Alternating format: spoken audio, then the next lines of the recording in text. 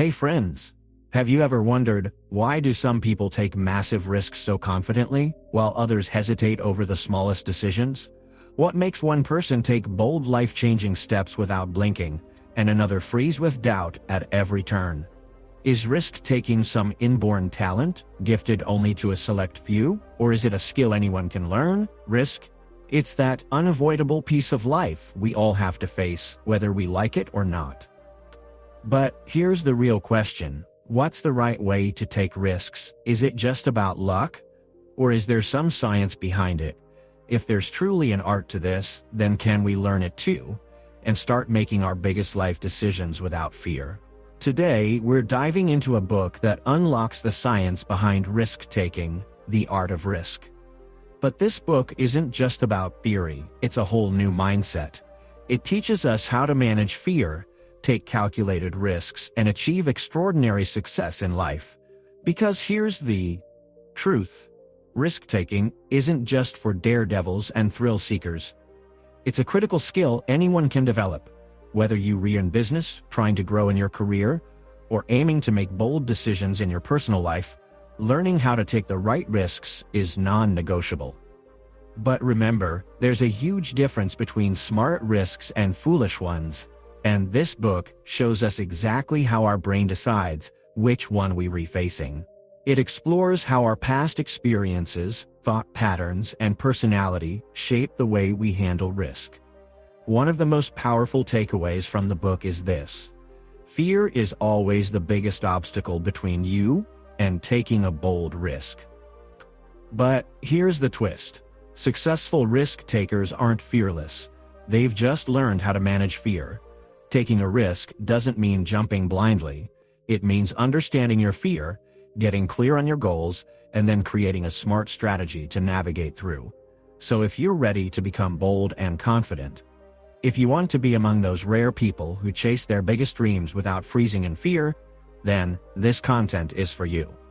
In this journey, we'll break down the most powerful strategies from the art of risk.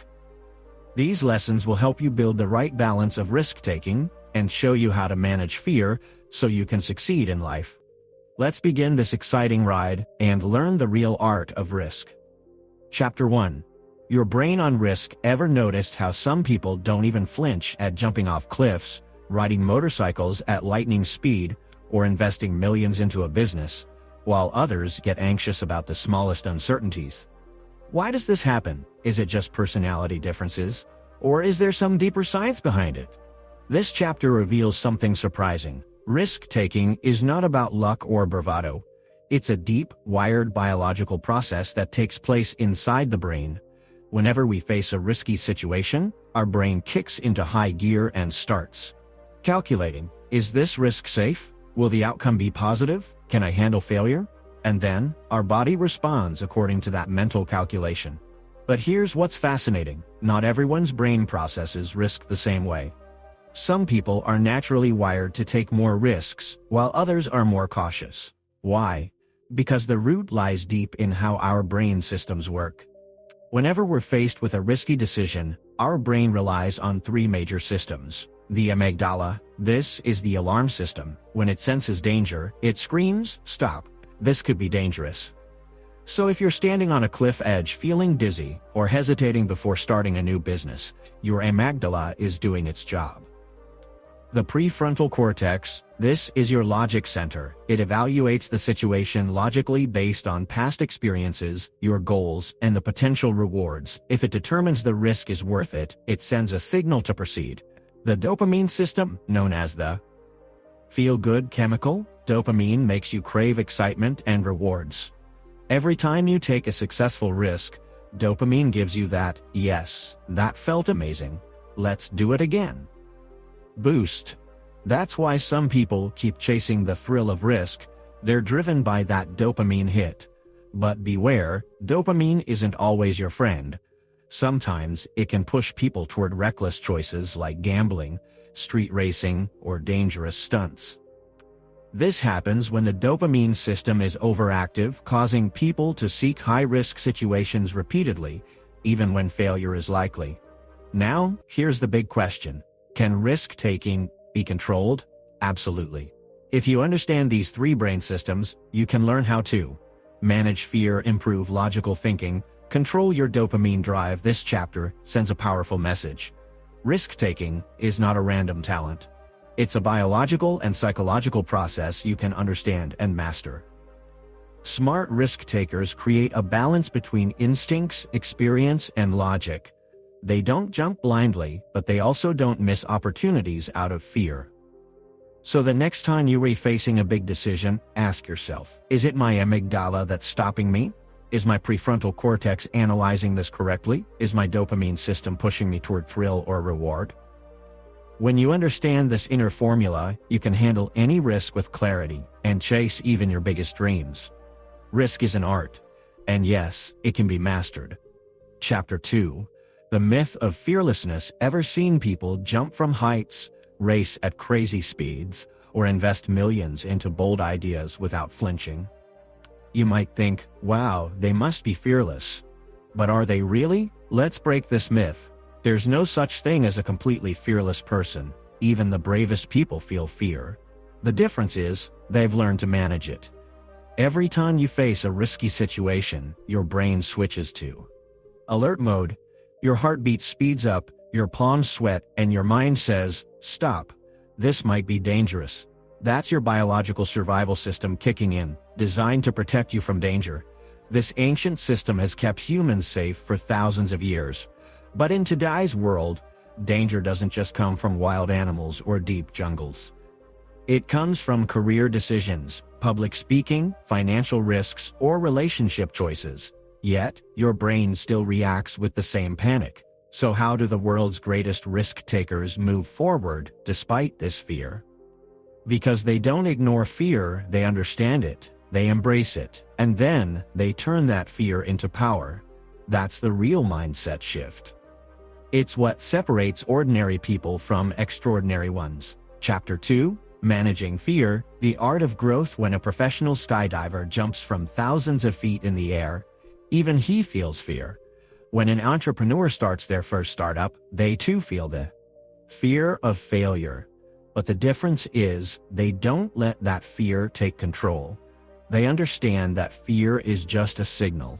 It tells us that we're stepping outside of our comfort zone, and real growth, that only happens when we step out of that comfort zone. Once you start to understand fear, you can actually use it to your advantage. Fear keeps us alert. It forces us to think, to prepare better. The right amount of fear can actually improve our performance.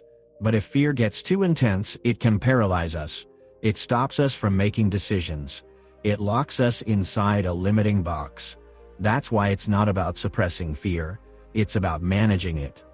Instead of asking, how do I get rid of fear? Ask yourself, how can I move forward with this fear?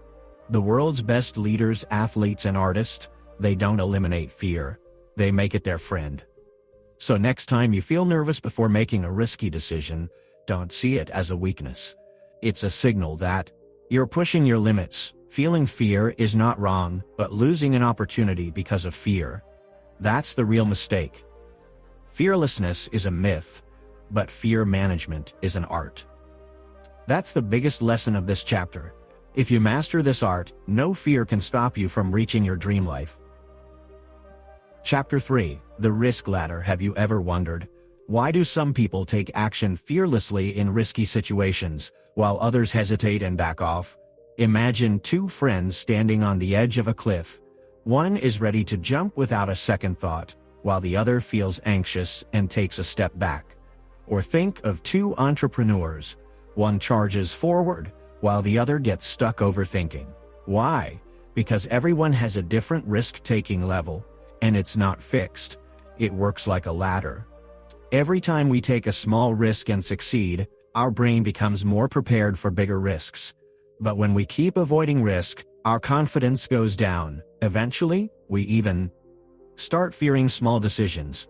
Think of a child learning to ride a bicycle. He wobbles, falls, gets hurt. But slowly, he learns balance. Once he rides a little without falling, his confidence grows. Then he rides faster. Soon, he's zooming through the street without fear. That's the risk ladder. Taking small risks trains us for bigger ones. But if that same child gave up after his first fall, he'd never learn. Apply this to real life. Say you're afraid of public speaking. If you expect yourself to suddenly speak in front of 1-0 people without any fear, that's unrealistic. But what if you started small? Speak in front of friends, then a small group, then in a meeting. Step by step, your confidence will rise. You'll overcome that fear. The world's biggest risk takers? They climbed this ladder, one step at a time. No one becomes a bold risk taker overnight. Every big decision, every big adventure, every big success starts with small steps. Some people handle high-risk situations with ease because they've trained their risk-taking muscles over time. The biggest takeaway? If you're afraid of taking risks, you don't have to go all in. Just take one step up your ladder. Accept small challenges, step out of your comfort zone, and slowly leave your fears behind. Because if you always stay in your safe zone, your life will never change.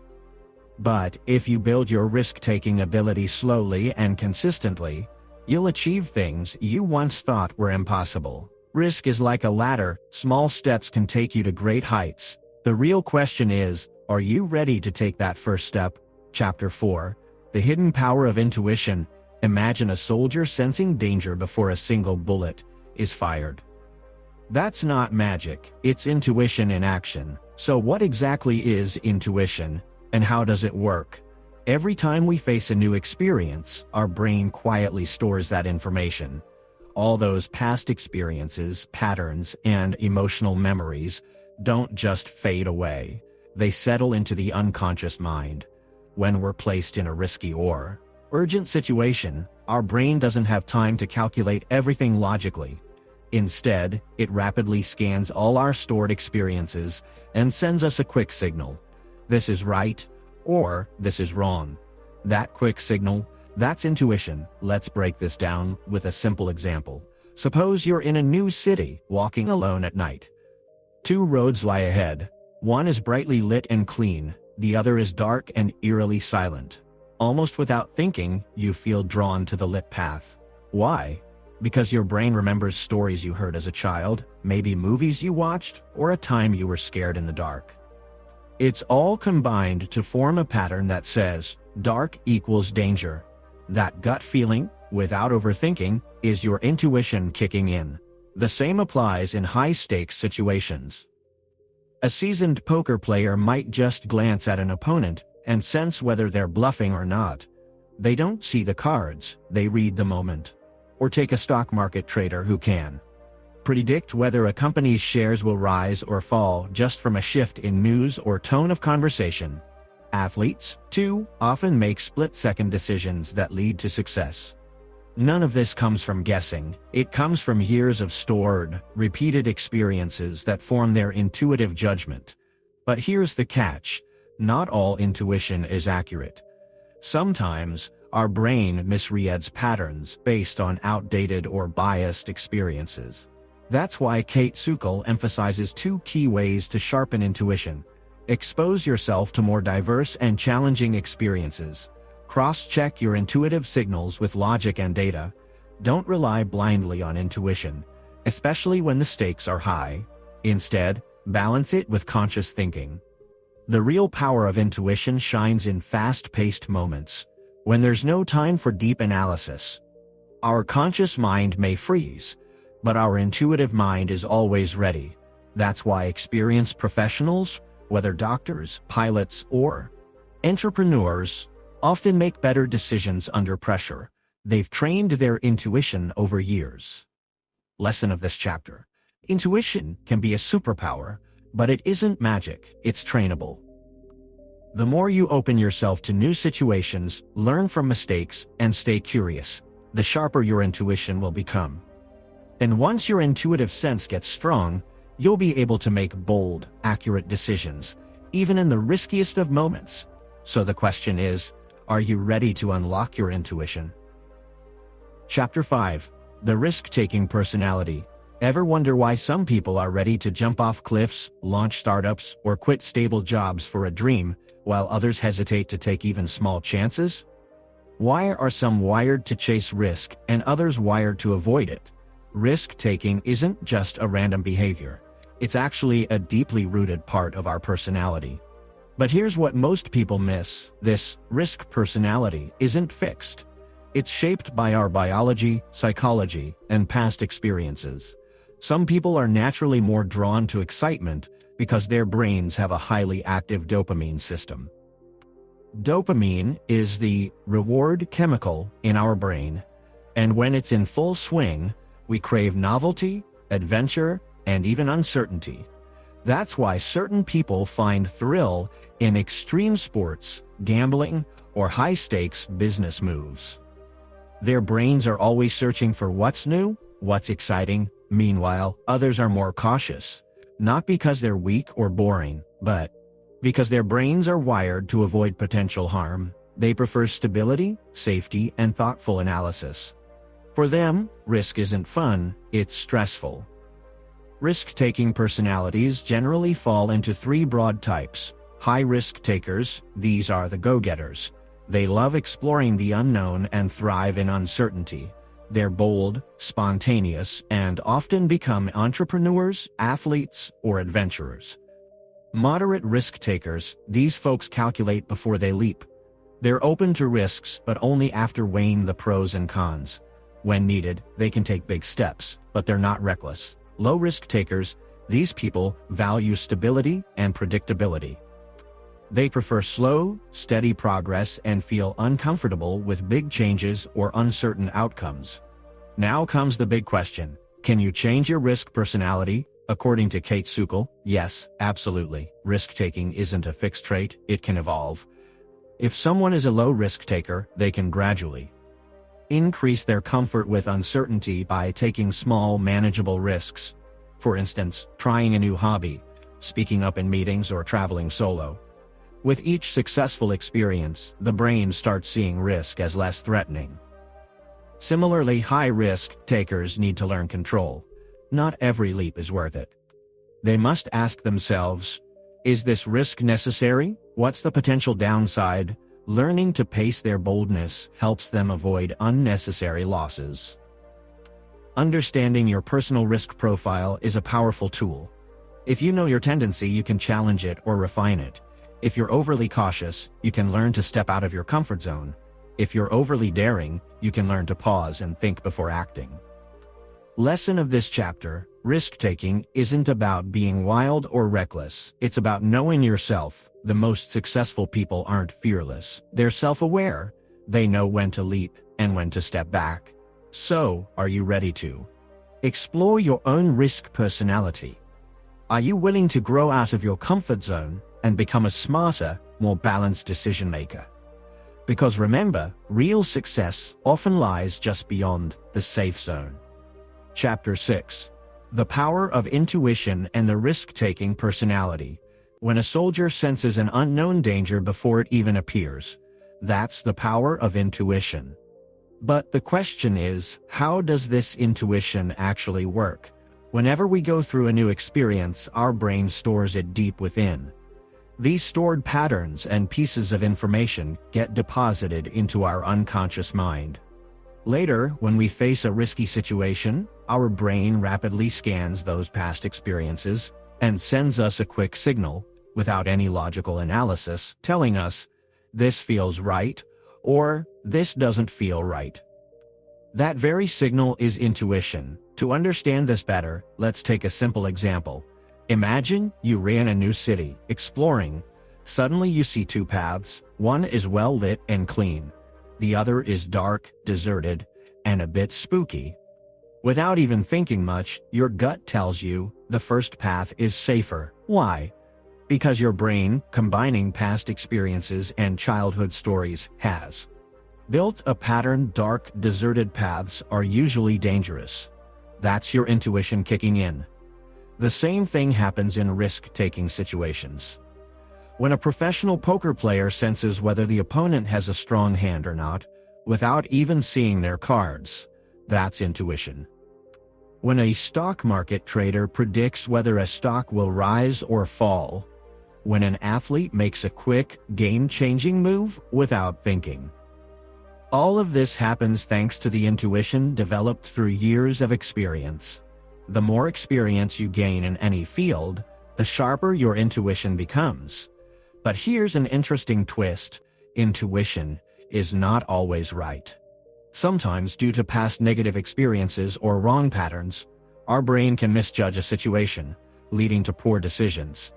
That's why author Kayt Sukel explains that two things are essential to sharpen your intuition. Take as many new experiences as possible. Cross-check your intuition with logic and data. In simple words, don't blindly trust your gut. Balance it with logical thinking. The biggest benefit of intuition in risky situations is this: it helps us make quick decisions when we don't have time to overthink. When you need to act immediately, your conscious brain might freeze, but your intuitive mind is already alert and ready. That's why people with more experience are able to make better and faster decisions, because their intuition is already sharp. The risk-taking personality. Have you ever wondered, why are some people always ready to take risks, no matter what the situation is, while others avoid even the smallest risk? Some people don't think twice before skiving, riding a bike at full speed, or investing millions in a business, while others overthink even the tiniest decisions.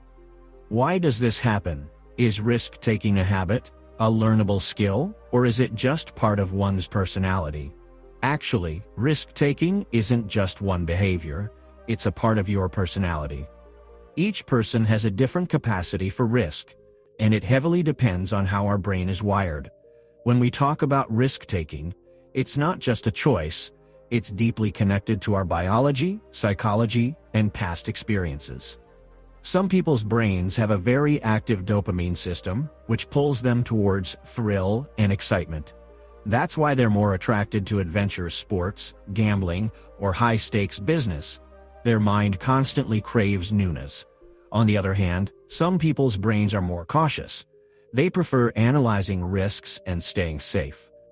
Risk-taking personalities can be divided into three categories. High risk takers. These people get excited by new challenges. They embrace uncertainty and always seek something new. Moderate risk takers. These individuals take calculated risks. They think before they act, but aren't afraid to take big steps when needed. Low risk takers. These people prefer stability. They avoid uncertainty and always look for safety.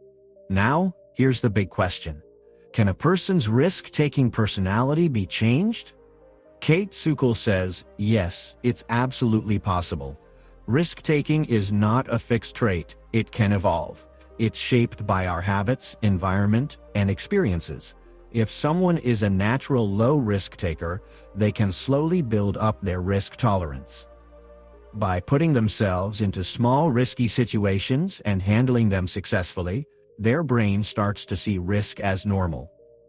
Similarly, high-risk takers need to learn when and how much risk to take so they can avoid unnecessary losses. Understanding your risk-taking personality has one huge benefit: you start recognizing your strengths and weaknesses. If you're naturally risk-averse, you can push yourself beyond your comfort zone. If you're too risk-hungry, you can learn to pause and take more thoughtful, calculated decisions. The biggest takeaway from this chapter is, risk-taking is not a permanent personality trait. If you want, you can change your mindset, expand your comfort zone, and balance your decisions. True success comes to those who understand their nature and work on improving themselves. So the question is, are you ready to understand and enhance your own risk-taking ability? Conclusion: the art of smart risk-taking. Risk, for some, it's thrilling. For others, it's terrifying. But risk-taking is not just a random act. It's a learnable skill. It's connected to our brain's wiring, our past experiences, and our personality. This book shows us how the brain processes risk, how to manage fear, and how small calculated risks can lead to massive success. The art of risk teaches us that anyone can become a smart risk-taker if they choose the right mindset and proper training. The world's top entrepreneurs, leaders, and athletes developed their risk-taking skills. They stepped out of their comfort zones and made bold decisions. They didn't just conquer fear, they saw risk as an opportunity. The biggest lesson of this book is risk-taking is not a coin toss. It's an art. And the more you understand and practice it, the bolder and more meaningful your decisions will be. Whether you want to grow in your career, start a new business, or take a big step in your personal life, don't run away from risk. Understand it, embrace it, master it. If you like this book and learned something valuable, try to apply it in your life. Because risk-taking is the bridge that connects your ordinary life to extraordinary success. So the next time you face a big decision, ask yourself, is this risk worth taking?